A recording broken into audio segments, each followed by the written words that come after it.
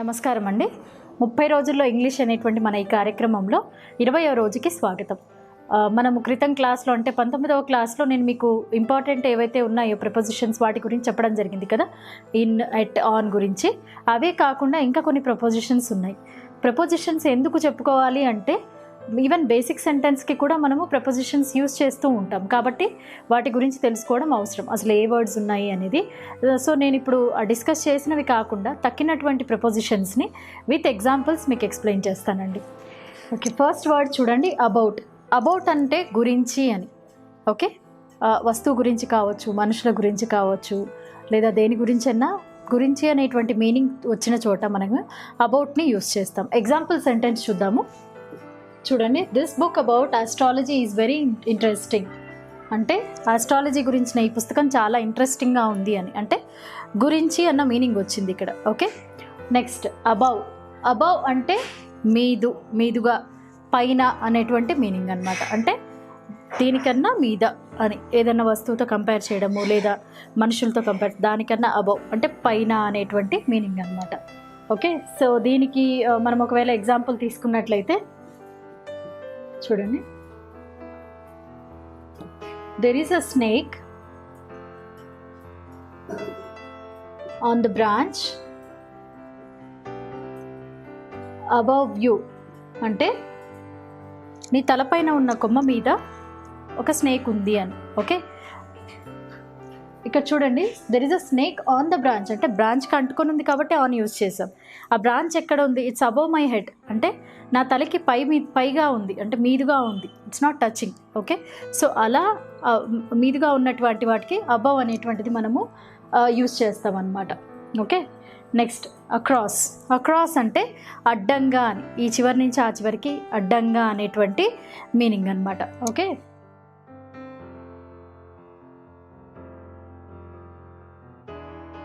చూడండి, please don't run across the road అంటే road పైన అడ్డంగా పరిగెత్తొద్దు అనేటువంటి మీనింగ్ అనమాట. అంటే ఎందుకంటే రోడ్ అంటే వెహికల్స్ వస్తూ పోతూ ఉంటాయి కదా, సో అక్రాస్ మీన్స్ ఒక చివరి నుంచి ఒక చివరికి అడ్డంగా వెళ్ళడము అనేటువంటి మీనింగ్ వచ్చిన చోట మీరు అక్రాస్ని యూజ్ చేయవచ్చు. Okay, next after.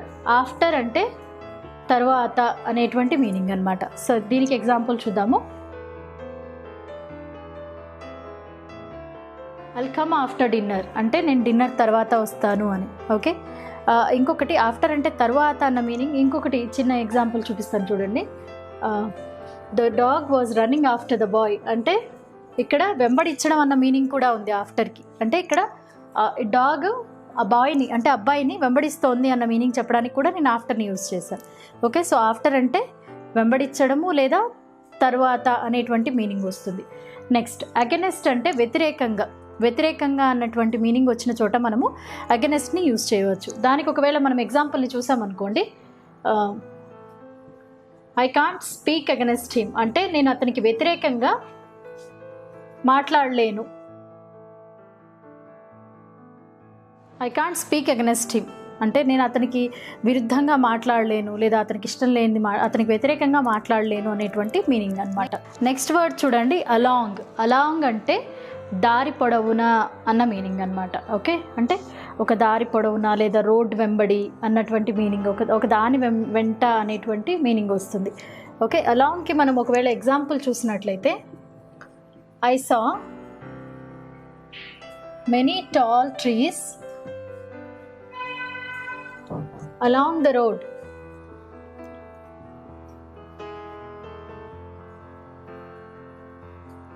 అంటే నేను రోడ్డు వెంబడి చాలా పెద్ద పెద్ద చెట్లు చూశాను అని. ఓకే, అంటే ఇది ఎలా ఉంది అంటే రోడ్ అనేటువంటిది కంటిన్యూస్గా ఉన్నటువంటి ఒక పాత్ అనమాట. సో అలాంటి సిచ్యువేషన్స్లో మనం అలాంగ్ అనేటువంటిది యూజ్ చేయవచ్చు. ఓకే, నెక్స్ట్ అలాంగ్ అంటే ఇంకొక మీనింగ్ వెంట అనే మీనింగ్ కూడా ఉంటుంది. Say for example, can you come along with me అంటాం మనం. అంటే నాతో వస్తావా అని, అంటే నేను ఎక్కడికో వెళ్తున్నాను. ఇట్స్ లైక్ అంటే అగైన్ ఒక కంటిన్యూస్ లాగా ఉంటుంది కదా. Can you come along with me అంటే నాతో పాటు వస్తావా, తో పాటుగా అన్నటువంటి meaning basically. Okay, next among. Among అంటే చాలా మంది లేదా చాలా వస్తువుల మధ్యలో అనేటువంటి మీనింగ్. మధ్యలో కానీ అది రెండు కన్నా ఎక్కువ వస్తువులు కానివ్వండి, మనుషులు కానివ్వండి, ఎనీథింగ్. సో వాటి మధ్యలో ఉన్నప్పుడు మనం అమాంగ్ అనేటువంటి దాన్ని అంటాం. అమాంగ్ అంటే బేసికలీ మధ్య అనేటువంటి మీనింగ్ అనమాట. సే for example, I was one among the guests అంటే అక్కడ చాలామంది గెస్ట్లు వచ్చారు సమ్ ఫంక్షన్ ఆర్ అకేషన్కి. సో నేను అందులో ఒకడిని, అంటే నేను కూడా గెస్ట్లలో ఒకడిని అని చెప్పడానికి I was one among the guests. Okay, next before. Before అంటే ముందు అని అర్థం అండి. ఓకే, బిఫోర్ అంటే ముందు. దీనికి ఇది మనం రెగ్యులర్గా వాడుతూనే ఉంటాము. He came day before yesterday.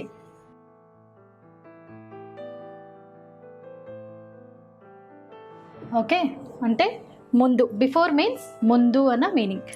Next behind. Behind అంటే వెనక. ఓకే, వెనక అన్న మీనింగ్ వస్తుందన్నమాట.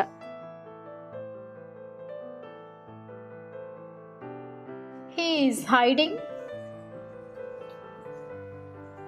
బిహైండ్ ద వాల్ అంటే అతను గోడ వెనకాల దాక్కొని ఉన్నాడు అని అర్థం దానికి. బిహైండ్ మీన్స్ వెనక. Next below. బిలో అంటే కిందకి లేదా లో అన్న మీనింగ్ అనమాట. ఓకే, తక్కువ అంటే తక్కువ, కిందకి, లో అన్నటువంటి మీనింగ్. ఓకే,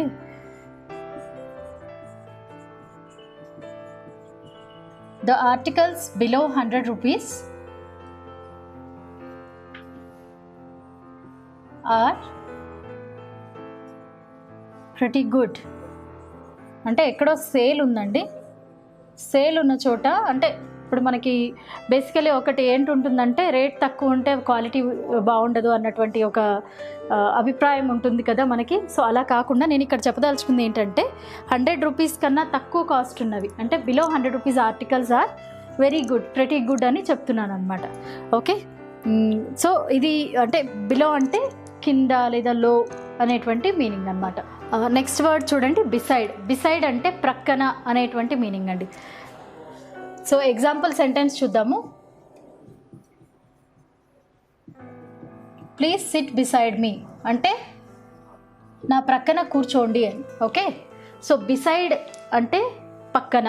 ఇది మీరు కొంచెం కన్ఫ్యూజ్ అవ్వద్దండి. బిసైడ్, బిసైడ్స్ నేను రెండు పక్కనే వాంటెడ్లీ రాశాను. సో ఇక్కడ బిసైడ్కి మీరు డిఈ మాత్రమే ఉంది స్పెల్లింగ్. నెక్స్ట్ వర్డ్ చూడండి, బిసైడ్స్. బిసైడ్స్ అంటే ఒక ఎస్ అదనంగా చేరింది. దీని మీనింగ్ కూడా, దాని మీనింగ్ ఏంటి అంటే అదనంగా అన్న మీనింగ్. బిసైడ్, బిసైడ్స్ రెండు ఒకటి కాదండి, కన్ఫ్యూజ్ అవ్వద్దు. బిసైడ్ అంటే ప్రక్కన అని, బిసైడ్స్ అంటే అదనంగా. అంటే ఇప్పుడు నాకు ఒకటి వచ్చు, నాకు ఇంకొకటి కూడా వచ్చు అనుకోండి, అంటే ఇవిడికి ఇది ఒకటే కాదు అదనంగా అది కూడా వచ్చు అంటే యాడ్ ఆన్ లాగా అనమాట. ఇది ఒకటే కాదు ఇంకొకటి వచ్చు అన్నప్పుడు, లేదా ఇది ఒకటే కాదు ఇంకొకటి కూడా ఉంది అలాంటప్పుడు మనం బిసైడ్స్ని యూజ్ చేస్తాం. అంటే బేసికలీ బిసైడ్స్ మీనింగ్ ఏంటి అంటే అదనంగా. దానికి ఎగ్జాంపుల్ సెంటెన్స్ రాస్తాను చూడండి. He knows Hindi besides English అంటే అతనికి ఇంగ్లీష్తో పాటుగా హిందీ కూడా వచ్చు అంటే ఇంగ్లీష్ ఒకటే కాదు హిందీ కూడా వచ్చు అని. Okay, next between. బిట్వీన్ అంటే రెండు లేదా ఇద్దరు మధ్యన అనేటువంటి మీనింగ్ అండి. అంటే రెండు వస్తువులు లేదా ఇద్దరు మనుషులు అట్లాంటి సిచ్యువేషన్లో మనము బిట్వీన్ని యూస్ చేస్తాము. దీనికి ఒక ఎగ్జాంపుల్ చూడండి. There was a fight between both of them అంటే వాళ్ళిద్దరి మధ్యన ఒక గొడవ జరిగింది అనేటువంటి ఎగ్జాంపుల్ నేను చెప్పాలనుకున్నాను. So I have written there was a fight between both of them, వాళ్ళిద్దరి మధ్యలో గొడవ జరిగింది అనేటువంటిది. సో బేసికలీ బిట్వీన్ అంటే మధ్యన అనేటువంటి మీనింగ్. Next by. బై అంటే చేత అనేటువంటి మీనింగ్ వస్తుందండి. Say for example,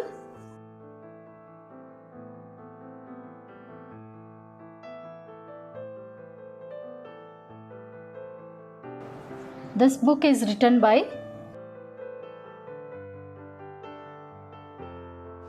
Rabindranath Tagore. చూడండి. Or you can say this work is done by them. Okay, by అంటే చేత లేదా వాళ్ళతో, తో, చేత ఇలాంటి మీనింగ్ వస్తుందన్నమాట. Okay, next for. ఫర్ అంటే కొరకు అన్న మీనింగ్ అండి. ఓకే, చూడండి ఇక్కడ meaning example sentence, please don't argue for petty issues అంటే చిన్న చిన్న విషయాలపైన ఆర్గ్యూ చేయకండి లేదా చిన్న చిన్న విషయాల కోసము ఆర్గ్యూ చేయొద్దు అనేటువంటి మీనింగ్. సో ఫర్ అంటే కొరకు అన్న మీనింగ్ వస్తుందండి. నెక్స్ట్ వర్డ్ చూడండి ఫ్రమ్. ఫ్రమ్ అంటే నుండి అనేటువంటి మీనింగ్ అనమాట. ఓకే, ఇది మనము డేస్కి వాడచ్చు లేదా డిస్టెన్స్ చెప్పడానికి, అలాంటప్పుడు కూడా మనము వాడచ్చు అనమాట. అంటే ఎక్కడ నుండి ఏదైనా స్టార్ట్ అయింది లేదా మనం ఏదైనా వర్క్ చేసాము అలాంటప్పుడు. Okay, say for example I'm calling from Calcutta అంటే మనకి ఏదైనా కాల్ రిసీవ్ అయింది అనుకోండి, కాల్ వచ్చింది. సో మీరు ఎక్కడి నుండి కాల్ చేస్తున్నారా అని ఒకవేళ మనం క్వశ్చన్ అడిగితే from where are you calling అని, అప్పుడు వచ్చేటువంటి సమాధానం ఎలా ఉంటుంది, I'm calling from Calcutta.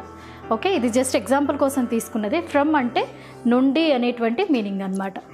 Next into అంటే ఏదైనా ఒక సర్ఫేస్లోకి అంటే సే ఫర్ ఎగ్జాంపుల్ రివర్లోకి, I mean into the river, into the tub, అలా ఒక ఎలా చెప్పాలి అంటే ఒక దానిలోకి అంటే ఇన్కి ఇంటూకి డిఫరెన్స్ ఏంటి అంటే ఇన్ అంటే ఒక పెద్ద సర్ఫేస్ అంటే పెద్ద ప్లేస్ లోపల అనేటువంటి మీనింగ్. ఇంటూ అంటే లైక్ ఒక ఇప్పుడు రివర్ ఉందనుకోండి, రివర్ ప్రవహిస్తూ ఉంటుంది కదా, సో అలా మోషన్లో ఉన్నటువంటిది లేదా వాటర్ టబ్ లోపలికి. Okay, he jumped into the river అలా అంటే ఇంటూకి ఇన్కి అంత తేడా ఉందన్నమాట. ఇంటూ అంటే సర్ఫేస్ లోనికి అనేటువంటి మీనింగ్ అనమాట. Okay, say for example he jumped into the canal అంటే అతను కాలువలోకి దూకేశాడు అని. ఓకే, లోనికి అనేటువంటి మీనింగ్ అనమాట. ఇన్ అంటే లో, ఇంటూ అంటే లోనికి అనేటువంటి మీనింగ్. ఓకే, నెక్స్ట్ ఓవర్ అంటే మీదుగా. ఇందాక మనం అక్రాస్ చెప్పుకున్నాం కదా, అక్రాస్ అంటే ఒక చివరి నుంచి ఒక చివరికి అడ్డంగా అని. ఓవర్ అంటే కూడా అడ్డంగానే కానీ మీద నుంచి అడ్డంగా అనమాట. ఓకే, సో దీనికి ఎగ్జాంపుల్ చూడండి, the dog jumped over the wall. Okay, అంటే ఇక్కడ డాగ్ ఏం చేసింది, it jumped over the wall, ఇక్కడ నుంచి అక్కడికి దూకింది, but it was over the wall మీదుగా దూకింది. ఓకే, సో ఓవర్ అంటే అలాంటి మీనింగ్ వస్తుంది అనమాట. నెక్స్ట్ టు అంటే కు అన్న మీనింగ్ అనమాట. Okay, say for example he went to Mumbai అంటే అతను ముంబైకి వెళ్ళాడు. కు అనేటువంటి మీనింగ్ టు ఇస్తుంది. నెక్స్ట్ విత్ అంటే చేతతో అనేటువంటి మీనింగ్ వస్తుందండి. సే నేను ఇప్పుడు ఏదైనా ఒకటి కట్ చేయాలనుకుంటున్నాను, please cut it with knife. Okay, అంటే దీన్ని చాకుతో కొయ్యండి, తో అన్న మీనింగ్. ఓకే, నెక్స్ట్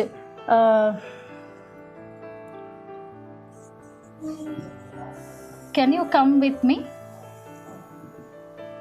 ఇక్కడ కూడా అంటే నాతో వస్తారా అన్న మీనింగ్ అనమాట. అంటే విత్ అంటే బేసికలీ తో అన్నటువంటి మీనింగ్ వస్తుంది అనమాట.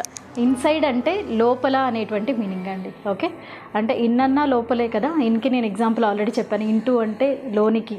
ఓకే, ఇన్సైడ్ అంటే ఎలా అంటే ఒక క్లోజ్డ్ ఎన్వైరన్మెంట్ లోపల అనేటువంటి మీనింగ్ అనమాట. సే for example I was waiting for you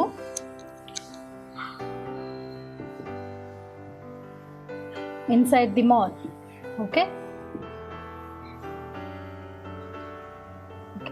అంటే దీనికి మీనింగ్ ఏంటి అంటే పర్టికులర్గా నేను మాల్ లోపల ఉన్నాను, నీకోసం మాల్ లోపల వెయిట్ చేశాను అనేటువంటి మీనింగ్ అనమాట.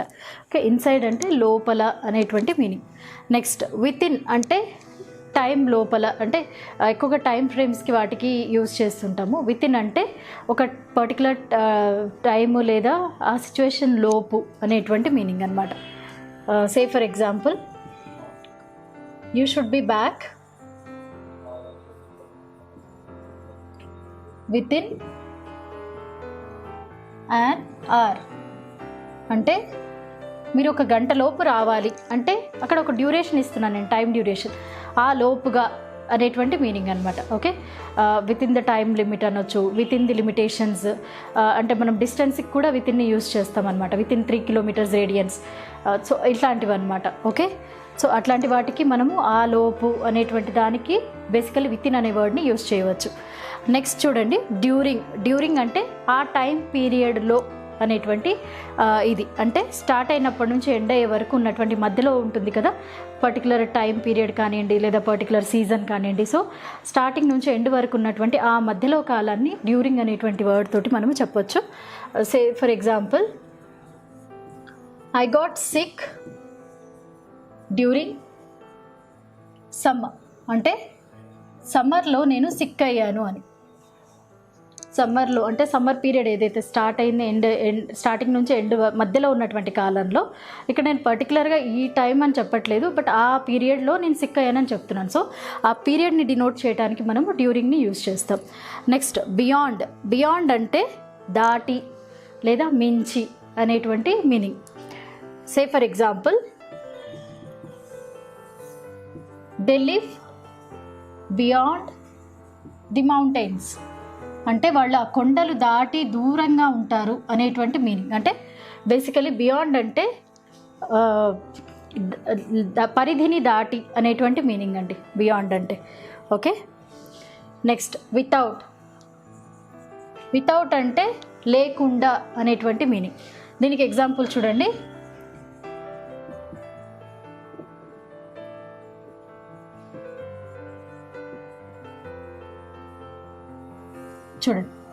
I can't live without you అంటే నువ్వు లేకుండా నేను ఉండలేను అంటే వితౌట్ అంటే లేకుండా అనేటువంటి మీనింగ్ అండి. సో ఇవి కొన్ని ఇంపార్టెంట్ ప్రిపోజిషన్స్ అండి. సో వీటికి నేను అంటే ఎగ్జాంపుల్స్ మీనింగ్స్ చెప్పాను కదా, సో ఇవి మీకు యూజ్ అవుతాయని అనుకుంటున్నాను. ఈ వీడియో కనుక మీకు నచ్చినట్లయితే లైక్ చేసి షేర్ చేయండి. మరిన్ని వీడియో అప్డేట్స్ కోసం మా ఛానల్ని సబ్స్క్రైబ్ చేసుకోండి.